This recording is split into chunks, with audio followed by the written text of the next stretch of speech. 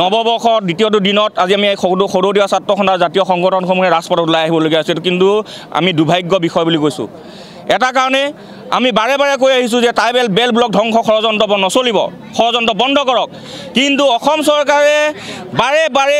প্ৰতাৰিত কৰি আহিছে জনজাতিসকলক ট্ৰাইবেল বেল ব্লকসমূহত তেখেতসকলক খেন চকু কি আছে ট্ৰাইবেল বেল ব্লকসমূহত তেখেতসকলে ইমান খেন চকু আজি জাগিৰোডত মহানগৰ সম্প্ৰসাৰণৰ বিষয়টো আহিছে জাগিৰোডলৈ মহানগৰখন লৈ আহিবলৈ বিচাৰিছে কাগজ কল হ'ল কাগজ কল আজি ধ্বংস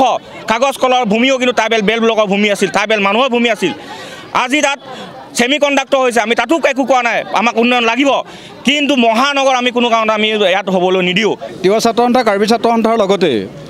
মধ্য অসমৰ জনগোষ্ঠীয় জাতীয় সংগঠনবিলাকে একত্ৰিত হৈ যে গণধৰ্ণাৰ কাৰ্যসূচী আমি ঘোষণা কৰিছোঁ গণধৰ্ণাৰ নহয় আৰু কেইবালানিও আমাৰ কাৰ্যসূচী আছে এই পৰৱৰ্তী সময়ত আমি একাধিক্ৰমে আমাৰ কাৰ্যসূচীসমূহ চলাই যাম যদিহে চৰকাৰে তেওঁলোকৰ হঠকাৰী সিদ্ধান্তবিলাক যদি বাতিল নকৰে অন্যথা কিন্তু আমি এই লোৱা কাৰ্যসূচীয়ে নহয় ইয়াতকৈ কিন্তু জংগী বহু বিক্ষিপ্ত ঘটনাও আমি বিক্ষিপ্ত ধৰণৰ কাৰ্যসূচীও আমি ঘোষণা কৰিম আৰু ৰাজপথ আমি কঁপাবৰ কাৰণে আমি মধ্য অসমৰ জনগোষ্ঠীয় জাতীয় সংগঠনবিলাকে ঐক্যবদ্ধ আৰু চিৰপ্ৰতিজ্ঞ আৰু আমি সকলো অসমৰ মুখ্যমন্ত্ৰীৰ লগতে জাগিৰোড সমষ্টিৰ বিধায়ক পীযুষ হাজৰিকা ডাঙৰীয়াকো আজি এই গণধৰ্ণাৰ কাৰ্যসূচী স্থলীৰ পৰা আমি সকীয়াই দিব বিচাৰিছোঁ আপোনালোকে মধ্য অসমৰ জনগোষ্ঠীসকলক শান্তিৰে থাকিব দিয়ক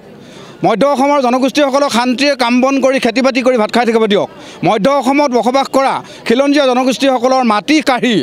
বিমান ঘাটি বা অস্ত্ৰ ভাণ্ডাৰ নিৰ্মাণ কৰিব খোজা কাৰ্যক আমি কোনো কাৰণতে মানি নলওঁ আৰু যদি আপোনালোকে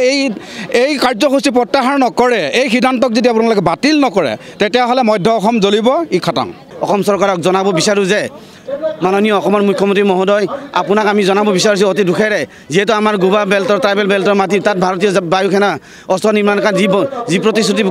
পালন কৰিছে তেওঁলোকে অতি সোনকালে বন্ধ কৰিব লাগে ট্ৰাইবেল মানুহখিনিক অশান্তি দিব নালাগে শান্তিৰে থাকিব দিয়ক আৰু সুখেৰে থাকিব দিয়ক লগতে আমাৰ মাননীয় জাগিৰোড সমষ্টিৰ বিধায়ক তথা সন্মানীয় মন্ত্ৰী মহোদয় আপোনাক আমি এই মিডিয়াৰ যোগেৰে জনাব বিচাৰোঁ যে